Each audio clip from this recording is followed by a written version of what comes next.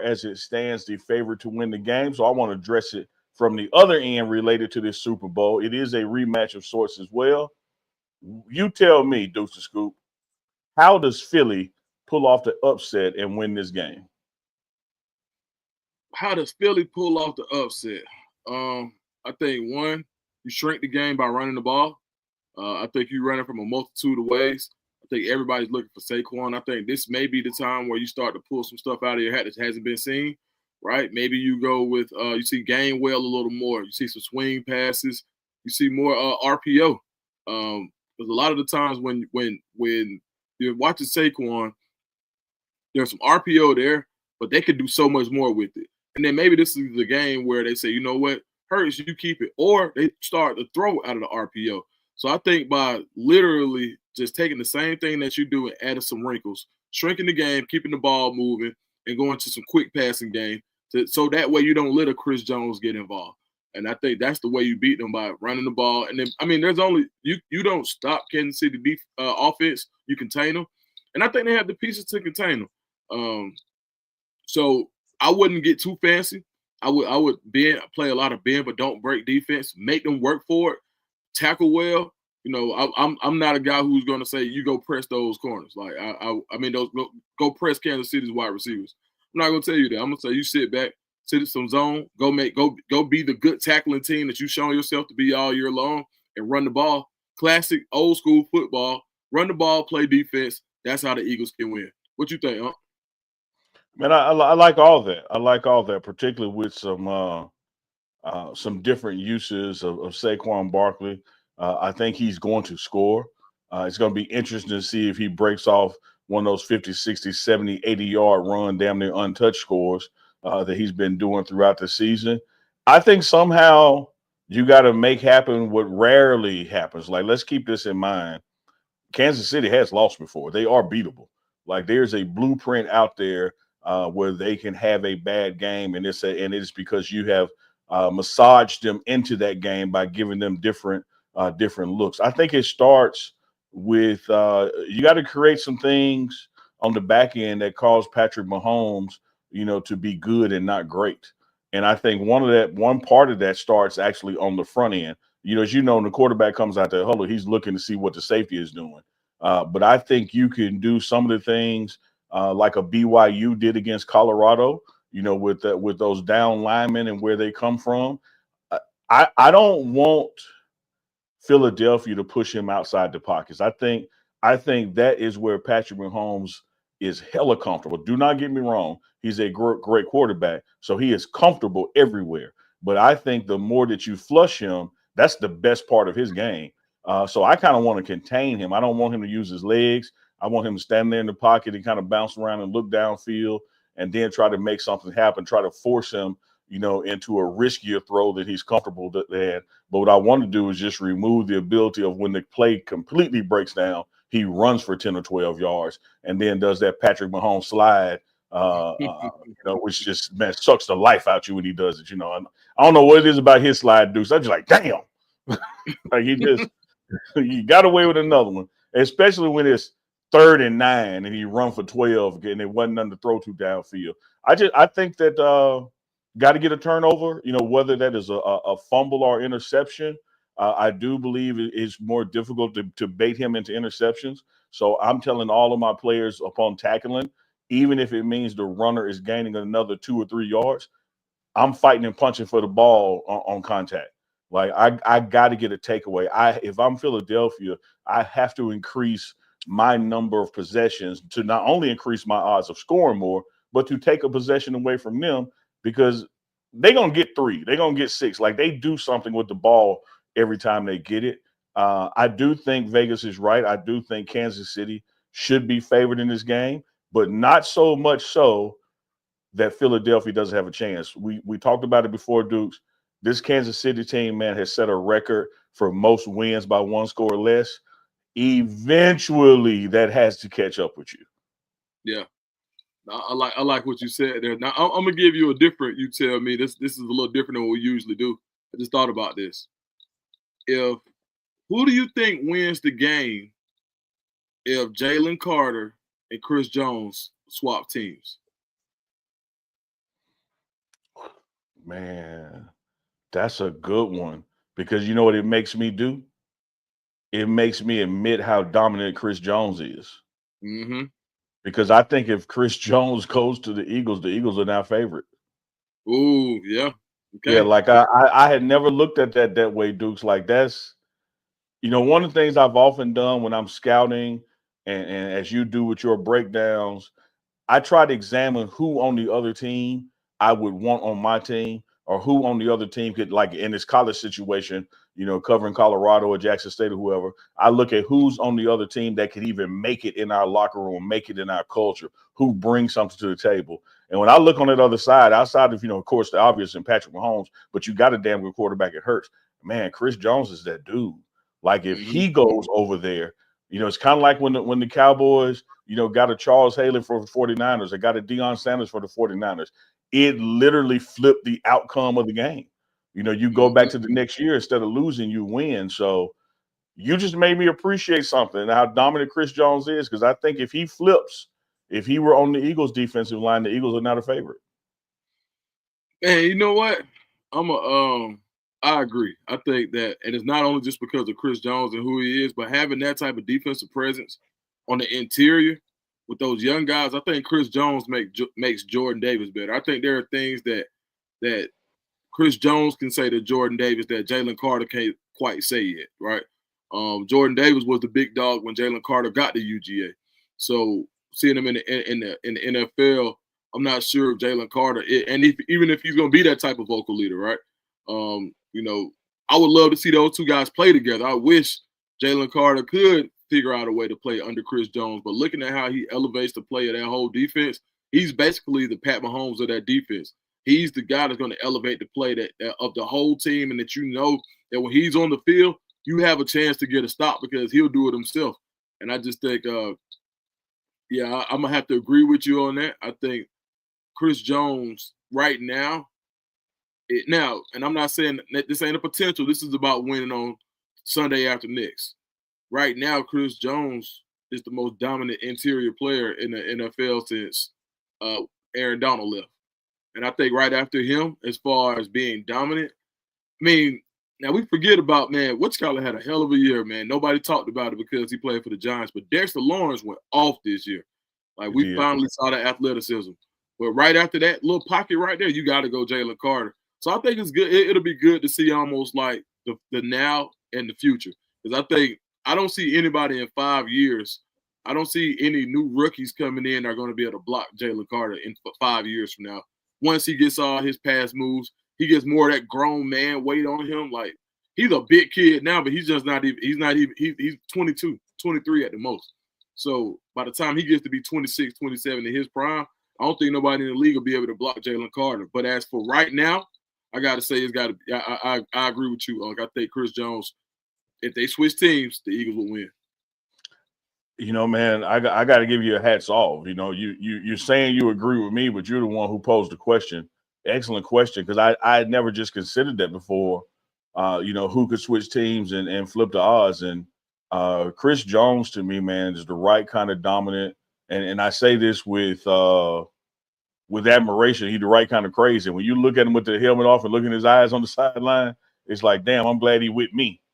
Mm-hmm. I'm glad he over here because that dude he got some more than dog in him. He got some motor and go get. There's been some recent coaching changes, coaching hires on the collegiate level.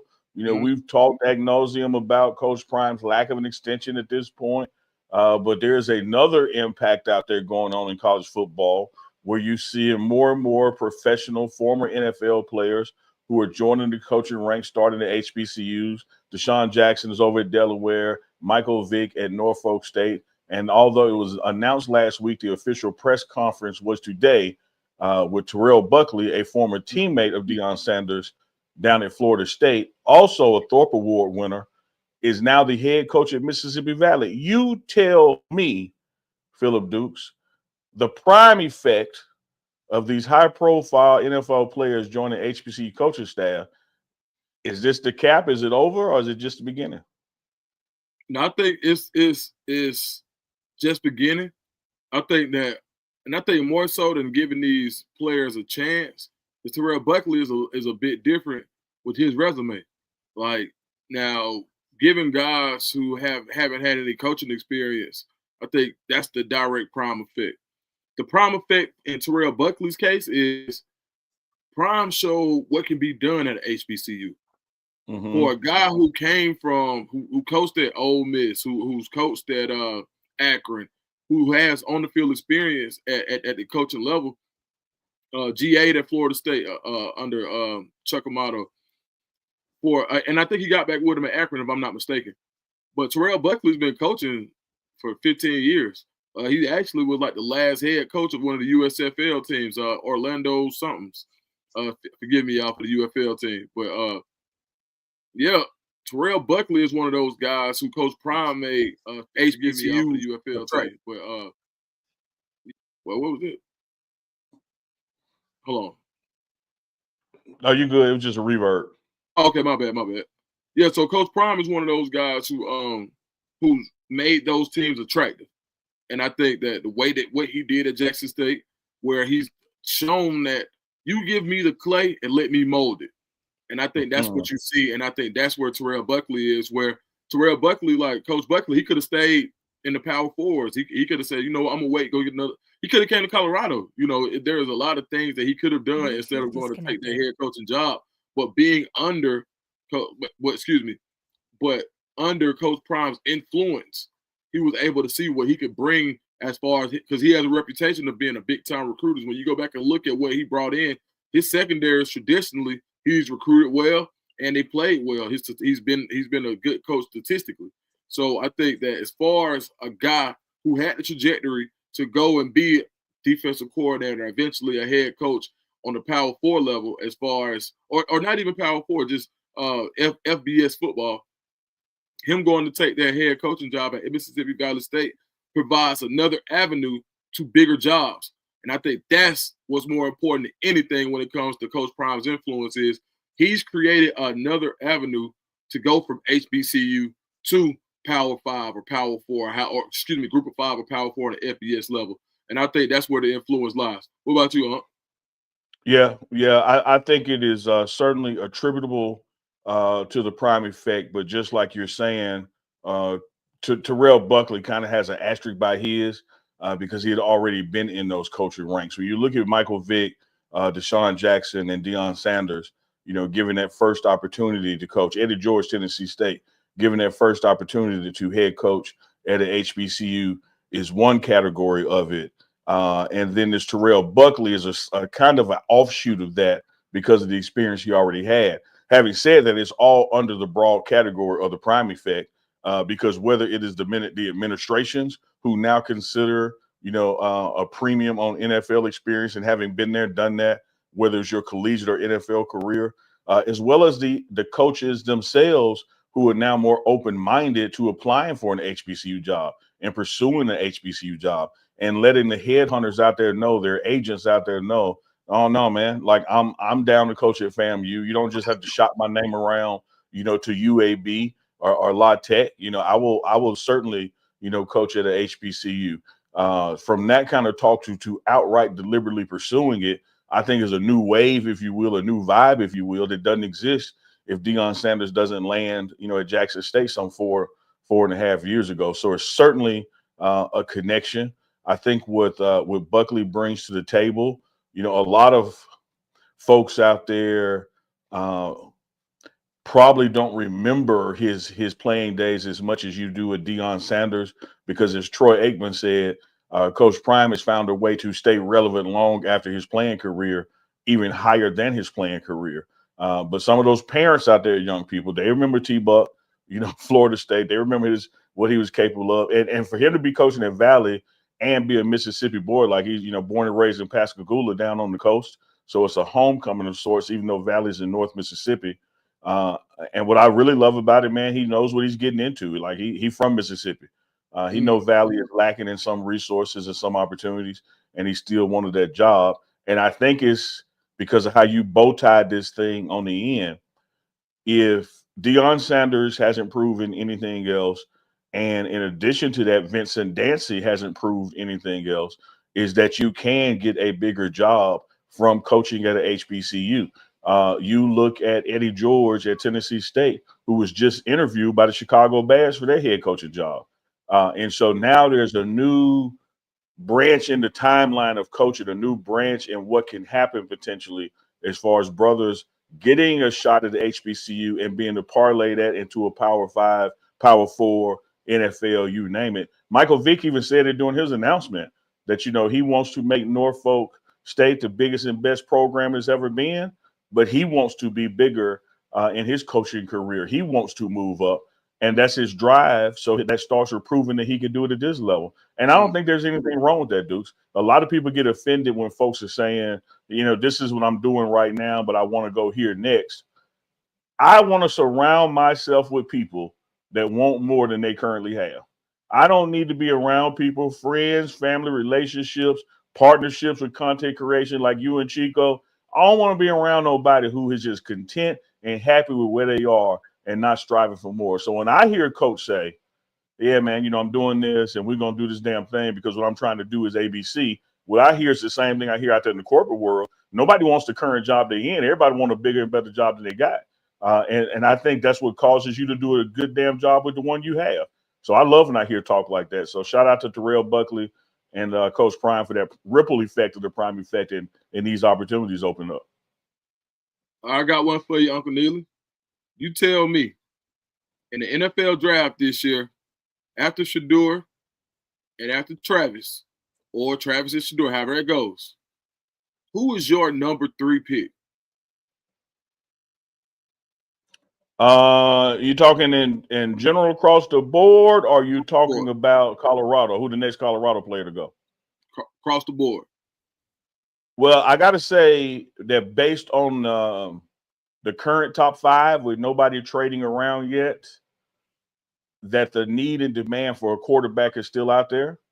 So I'm going to go hats off to Darryl as select QB. I think he's going to have 2 QBs picked in the top 5. I think after the Travis and after Shedeur go, that somebody's got to get that young brother from Miami, from the U. Yeah. They got to get Cam Ward. So I think he's got to be next because I think this is one of those years where you have a lot of teams that need a damn quarterback picking in the top 10. Yeah, I can see that, man. That's heavy, man. And then even then, when you think about like what Cam Ward did, like just even the competition that him and Shedeur have, man. I just saw vibe when I saw them working out together. I saw vibes of Peyton Manning and Tom Brady, like just like 2 guys who you can kind of see their careers being linked together for forever. Mm-hmm. And you can just see it at that moment, like even or even vibes of like 2 successful guys that came out in the same draft, Eli Manning, Phillip Rivers, and Ben Roethlisberger. That same year, you just knew that these guys would be successful and they were going to be going head up for years to come. That's the same vibe I get. So yeah, I absolutely. You know what, Cam Ward has slipped me, and I would go with one who some people don't even feel like is a top. I don't know if he's a top 10 pick. I know I see him. I've seen different mock drafts where they don't. Some people got him top 5, some people don't. But I think this kid, like if you're serious about winning, you got to draft in top 5. That's Abdul Carter out of Penn State. He's just a wrecking ball by himself, man. I see so much Michael Parsons in him. I see so much like his athleticism. I just see so many ways that you can utilize this freak athlete. They say he's really smart, which is something else I like. He's going to be good on the board. He's good in the classroom. And his potential is limitless when you look at that freak athleticism and the way he gets after the quarterback.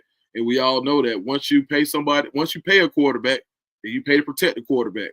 And after you pay to protect that quarterback, you got to go get the quarterback.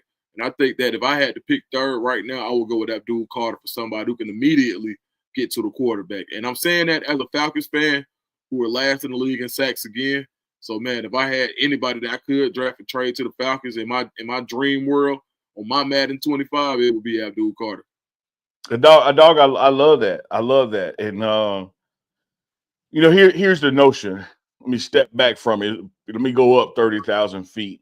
Because again, I love what you picked in your philosophy behind it. And mine was a generalization on the number of teams that are picking based on quarterback. But here's why I love your answer and want to underscore it, bold face it, italicize it, do all that stuff to it, put some arrows toward it. NFL is a quarterback league right now. And when you look at what's going on in Buffalo, what's going on in Kansas City, what's going on with the Commanders, what's going on with Philly, you look at the bottom, the not the bottom as in last, but the bottom, the last 8 teams to finish this season down to 2. One thing they got in common is a damn good QB play. Mm-hmm. And what you are suggesting is, if I got to go out there and face people with damn QBs, does it not behoove me to get somebody that can make their QB uncomfortable? Mm-hmm. Like I need to negate what they do, and so shoring up an all-world cornerback or showing up with an all-world pass rusher, it just makes sense, in this league and the way this league is headed. So I ain't mad at that. Yeah, for sure. That's on So you. me? Yep. Well, I'm gonna flip it back to college, but I'm gonna attach it to the NFL because one of the things that happens at these invite games, these invite bowl games, is evaluations. Our GM, player personnel, people, scouts go to the Senior Bowl, they go to the Shrine Bowl. They're there for the week of practices and drills, and they're making notes. You hear good reports, you hear bad reports, you hear different reports. You tell me, with your recruiting knowledge and background in this thing, a lot of people don't know because they just don't know. What are the NFL scouts looking for when they attend these invite bowl games, and more importantly, the practices and the prep sessions? And one, they're gonna look, depending on your position, they're gonna look at your feet. They want to see what type of footwork you have. They want to see your build. They want to see before the combine. They don't want to look at the roster and see what what your high school says or what the college says. Oh yeah, he's 6'5" and 400 pounds, and you get there and you 6'3", 290. Like, they want to measure themselves, so they're gonna look at speed. They're gonna look at your foot speed. They're gonna look at your size. And when I say foot speed, they want to see your mobility and your agility, flexibility, your hips. They want to say, can you run? Are you flexible enough to bend the corner? And when I say bend the corner, not Jello ball, not bend the corner. Whoa, not that one. We talking about bend the corner. We ain't talking about that one. Like, and then the other thing is they go like, and they look, and one of the other things they're looking for on field is to see how you perform in individuals. What happens when you go up against someone who's just as talented as you are? And I think that's why they say practices are more important. And I think if I were to say any other thing, every team, when you just want to cross, if you're looking for something, if you have 2 players, same position, same size, same skill set, won the same amount of reps in their individuals, the tiebreaker is going to be how you perform on the board. When they get you in that interview room, they're gonna give you a marker and a whiteboard, and they're gonna say, all right, they're gonna give you a situation. If you're on defense, they're gonna say 3rd and 4, ball on the hash, and it's on the 40-yard line their way. What do you call it? And you got to call it from your position on out. And I think one of the things that when I work with certain agents, when I do work with agents, they'll say, all right, well, draw up your defense, or they draw up your position from inside out. And the guys who know it from outside in, like if I'm a safety, if I don't have to start with myself and draw a play, and I can go from the defensive line by level, that's going to be the guy that they say he understands because he can be a coach on the field. And I think those are the things that are important, and not even to think about being on time. So yeah, absolutely. That's those are the things that, in my experience, I've seen scouts look for. What about you, Unc? Yeah, Cosign. We was at the car lot and they were trying to charge you some ridiculous ass interest. Your boy would Cosign on that with you, so we can ride off today. Get the Hellcat that's gonna cost us $850 a month for the next 10 years. I would co-sign with you on that. Yeah, I would co-sign with you on that. I think a lot of times, man, like I said, people don't know what they don't know, so they don't know it. Even like in the NFL preseason games, when you get to that second and third game, you're sitting there as a fan frustrated that, man, what are they doing? Why this game dragging? And they're calling a whole series just to watch the left guard.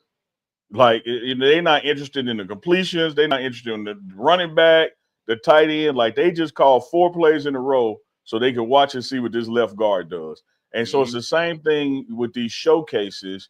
Everybody is there because they're talented. Like, you have proven you can play ball, or else you wouldn't be invited to this deal.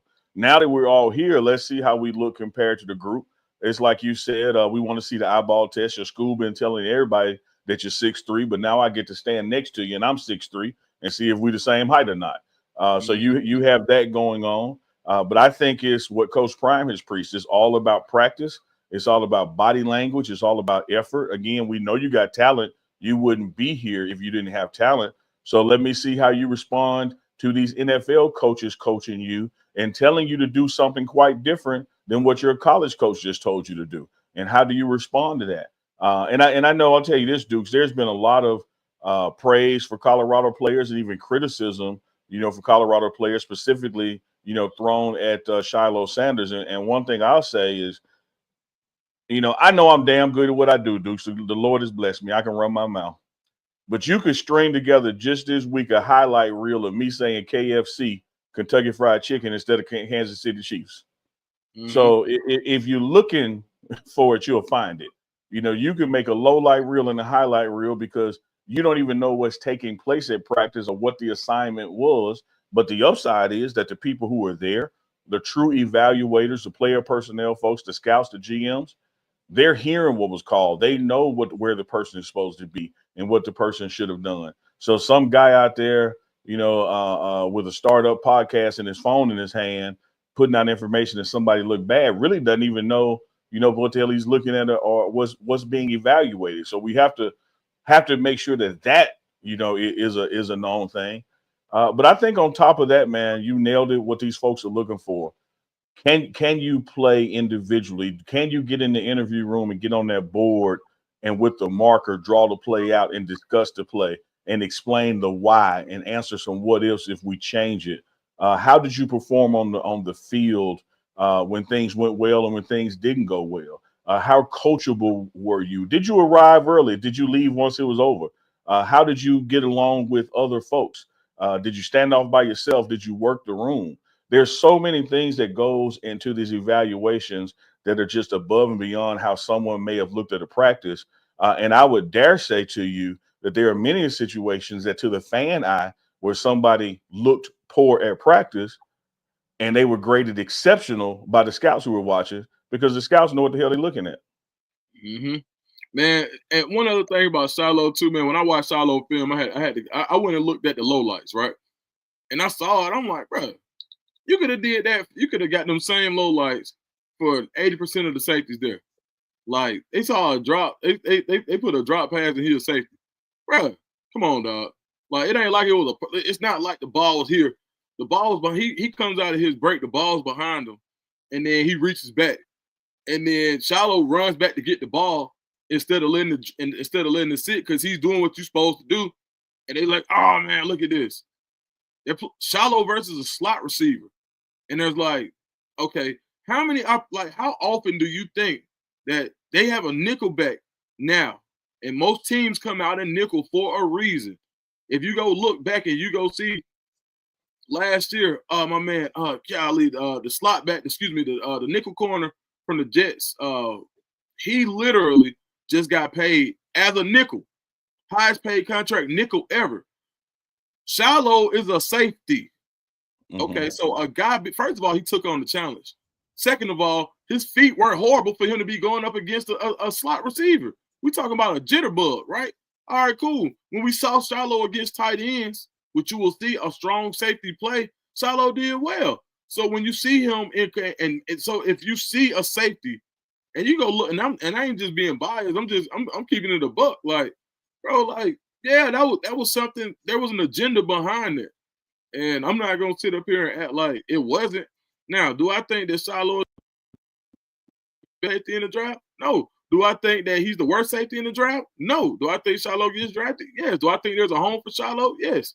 I mean, there's a home for his skill set, and I'm just keeping it a buck. Like, so I don't want nobody coming like, oh, well, Dukes, you just saying this. No, I'm my reputation on the line as well. Because at the end of the day, Shiloh ain't thinking about no Phillip Dukes. I'm telling you the truth based on what football is. And football, looking at it, I'm like, nah, that was an unfair assessment based on taking the lowlights. And you can literally go get. Why weren't there any pass breakups on there? He had some. Why didn't we see the pass? Why didn't we see the good coverage on the tight end? Because this dude has an agenda, And every year you see guys that are going to hang their hat on something so they can come back next year. And it's just like you bet against the field. Yeah. Every year there's going to be somebody that you want to go say ain't good so you can come back and say they are. But they'll never post the times that they wrong. They only going to post the times that they right a year later. And I'd venture to go say that we could go back and look at this guy's tweets from before, and we'll see where he's been wrong multiple times. So if I'm Shiloh Sanders, I'm like, yeah, I take that with a grain of salt. I attribute it to the last name, and I keep it pushing because there's going to nobody else in Shiloh's class as far as being a safety is being scrutinized the way that he is. Nobody at the East-West Shrine game as safety is being scrutinized the way Shiloh Sanders is. And I just want to commend him for doing a good job dealing with the scrutiny that comes along with his last name.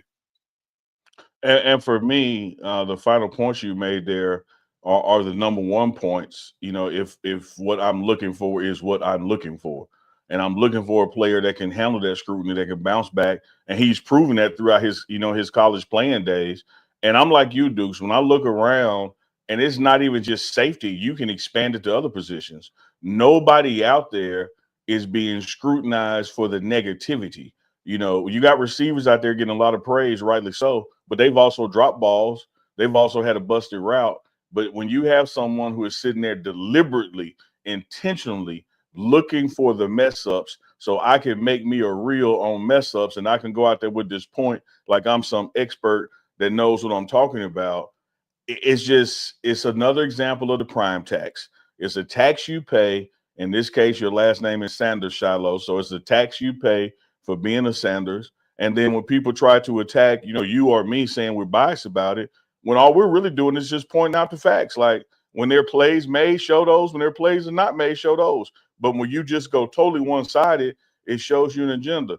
And let me say this. Because I know, again, we always have new viewers every week, and I appreciate that as we're live on all three networks, the Pregame Network, Deuce Scoop Channel, and Big Dog Chico producing in the background. You and I never discussed these questions before, but because I knew I was going to ask you this, I got to brought some receipts today. You remember I told you that last time I didn't feel like getting up because I was in draws and I didn't want to go get my receipt. When folks is, oh man, Neely, you just got a talk show. LSU Pro Day, agent trainer. LSU Pro Day, agent trainer. Preseason Carolina Panthers. Even XFL. Even Miami Dolphins. I kind of been there, done this. I know what I'm looking at. I've been in the room. I've been at the bar at the Senior Bowl with you, Dukes, and I know the questions they ask about the players we represent. I've gotten them ready for interviews. I've stood back there in the end zone, in Mobile, and had a whisper campaign with GMs and scouts, telling them about players' attributes and what to look for. And folks who are out there who are just looking for bad plays, that ain't what the guys around the rail do when they're taking notes to go back to the headquarters with. Yeah, nah. It ain't. Like, when people go to these bowl games, you're going for a find. Like, and basically to say, hey, this is what I saw. This matches the film. We should draft this guy. So when you go back and you look, and then too, this is one of those things where one of Shiloh's best attributes isn't on display, which is his physicality. So you don't want to go and and they know that Shiloh's not afraid to tussle with anybody. And I think that play, like when you need an enforcer, when you need somebody to come down and be that eighth man in the run game, that's something that Shiloh's going to be able to put on display. And I'm excited for this weekend for Shiloh to be able to put like the game together. Like when do they play? Thursday? Thursday. Yeah. So you're excited for Thursday to see Shiloh be able to put some great film, just to kind of, go ahead. Before you hit me with your "you tell me," man, I wish I was a sound man because I hear some claps on what you just did. Because when you talk about these invite bowls, there is an undercurrent of sportsmanship to them. We're here to showcase some things and that kind of thing. And so what Shiloh does and does extremely well is just not going to happen at a shrine practice. Like he's not going to be allowed to come down and knock the hell out of somebody, running the ball. He's not going to be allowed to cut across the field with that big hit that dislodges So some of the things that are totally in his wheelhouse that teams out there won't. You go back to the Ronnie Lotts of the world, that kind of safety play, the Steve Atwaters. You can't really show that at practice at an East West Shrine Bowl Right. practice. Yes, for sure. Like, yeah, you can't. And you see it. You see him pulling up. Like, you can see him. And I Yeah. always see that, like, in these type of games, and I watched it, what I'm saying? I saw him, like, all right, so this helps Shiloh. And I think I mentioned this on the morning run where playing with faster guys helps Shiloh. Playing with better guys helps him because he literally, like, if Shiloh had anything that I would see in 2 games, in the games that you watched last year, it would be if Shiloh had anything he could fix in his game, it would be when he overran stuff because he was moving too fast. And then 2, just not bringing his arms when he tackled. So those are 2 things that kind of get fixed with the speed of the game in the NFL because when he know where Shiloh is going to be able to diagnose, read, react, and strike out, boom. And those guys that he's going to be on the same level, his eyes are going to be where everybody else's are. So at that point, he's going to be able to match that with his feet and go clean something up. And I think the speed of the game actually helps Shiloh. Because if you go look, there were times where it ain't like he was scared to meet nobody in the hole. So no. Somebody who's willing to throw a shoulder into somebody. And when you go back and you look at the pass coverage from last year, he wasn't a liability by anybody's means. So I think that Shiloh has some things that he put on tape this year that he's going to be someone that's going to help an NFL team. And even as a special teamer, like when you talk about just think about Shiloh running down there or somebody on punt return, and they got to see Shiloh first, bro. Yeah. Come on, like, and I think people aren't really, and I think when you put the name on it, they're so much more ready to say he's not an NFL guy than to look at his game and say, dog, nah, if he didn't have that last name, you wouldn't even be studying Shiloh. He would be one of these guys to get drafted that just goes about his career, and you don't know who he is until he makes a play. We wouldn't know who Shiloh Sanders was based on his game. This is just the truth. You wouldn't know who Shiloh Sanders was based on because who gets the star, the people with the ball in their hands. How many safeties? I literally challenge someone to name me 8 college football safeties. 8. You can't. He'll be the top of the list, and then because he's Cam in Colorado with the prime effect, he would be somewhere in there too.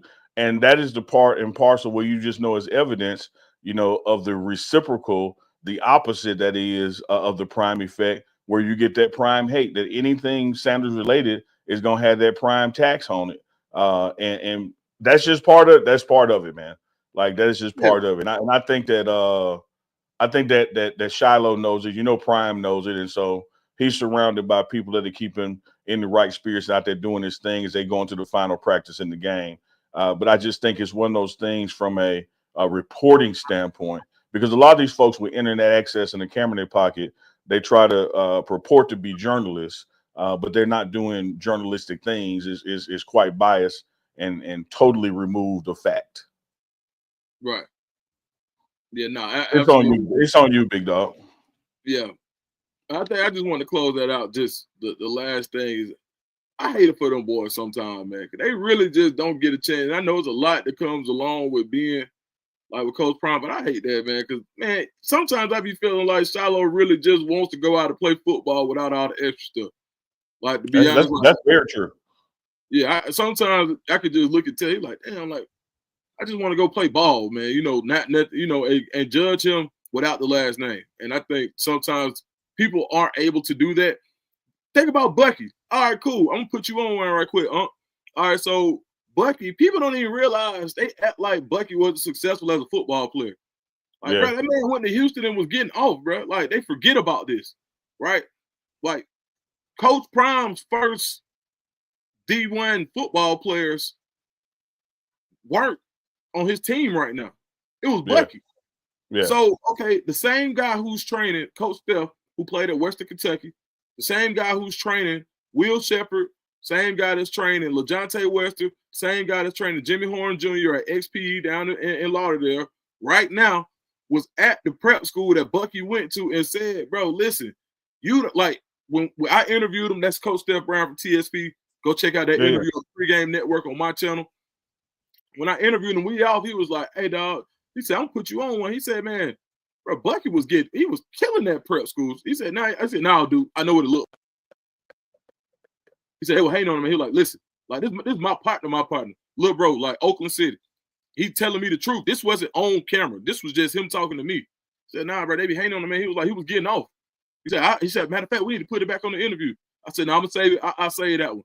So that prime tax is real, bro, because they really be acting like Blakey didn't play college football. Like the man wasn't nothing. So that just proves the fact that sometimes, like, when you have a name that precedes you, it's hard for you to get your to get your due credit.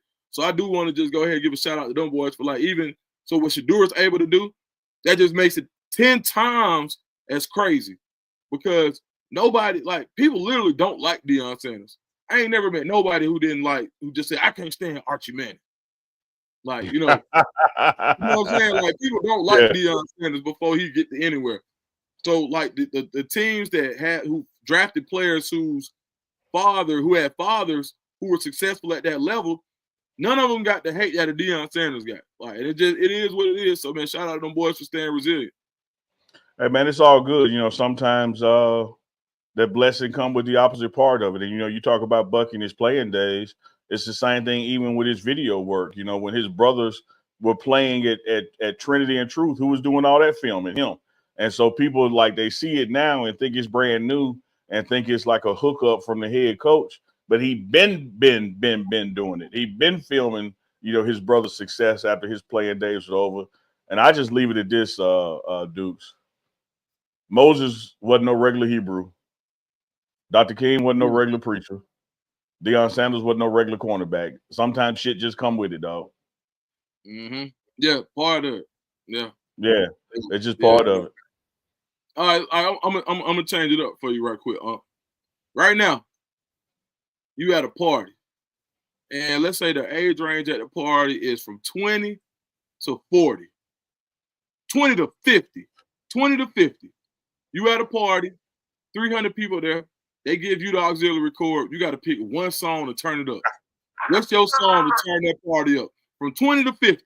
You got the aux cord. Everybody waiting to see what you're gonna play, and they better go crazy. What's your song to turn the party up? Well, I don't know if they're gonna go crazy, but I already know what I'm gonna play. But before I say what I'm gonna play, let me say this. A party that's aged 20 to 50, that means I got a chance at the mama and the daughter. Yeah, I'm going to that party. I'm going. You just look. It's like basketball. You want to increase your percentage by increase your odds. You know, you want to take mid range, baby. The mid range is a lost art. Lay up in mid range. Don't come across half court just pulling up. That's not your thing. Mid range and layups is what I'm going for. So 20 to 50, you gave me something. I'm gonna simply go with this. Now again, I'm not about to sit here and say that this is the best answer for this situation, but I just know for me, when I talk about rhythm and blues, when I talk about P-Funk, when I talk about hip hop, and I put it all together for me, I'm going Flashlight, man. It captures everything, man. It knows no generation. It knows no bounds. Give me some Parliament Funkadelic Flashlight. I like that, man. Hey, man. Yeah, what you got? You go to the party. You got the aux cord. It's age 20 to 50. What dude's going to drop on their heads? You tell me. Man, you know what? If it's family reunion, and because that's what's going to be there, 20 to 50. My song, man, that I played, I turned down. I got a dance to go with it. You can see it on my Instagram too, man. I got a kick I do, man. But Return of the Mac, Mark Morrison. Yeah. You lied to me. Yeah. I love you. Yeah, that one usually for a family reunion kickback vibe, you gotta go there. But if I don't know nobody and I just want to turn it up and I want to get the aunties and the nieces, everybody crunk, back that ass up, man. It's the number one. Back that ass up is the number one. Juvenile. Yeah, it's like it is so number one, and ain't nothing else like it. It's like it's just straight up damn number one. Yeah, you got to, man. Like nothing will top the generational appeal for women who used to twerk and daughters who still do, like Back That Ass Up does? Nothing. Yeah, man, and you know, I just see it like, you know, because that's like, if you 50, that means you were 30 when that came out. Mm-hmm. So I think all the aunties, they gotta go. Like, if you was 30 when Back That Ass Up dropped and you was still out there a little bit, that's still your song. Like, Oh, so yeah, 20 to 50 with Back That Ass Up is a judgment-free zone. Everybody did it. Mm-hmm. You got to be 70, 75 to turn your nose up at it. If you 20 to 55, Back That Ass Up, blow the whistle. Look, dog, that's your anthems. Yeah, blow the whistle. Go on and on. Can't understand why it lasts so long. Shout out to Shout Dog. Yeah, you tell me got superpowers. Hey man, you hit that red cup that time and your screen got blurry, so I know it's something nice in that cup. Hey man, ain't nothing but that good H2O, man. Good old H2O. That's all I got too, man. Just a little water.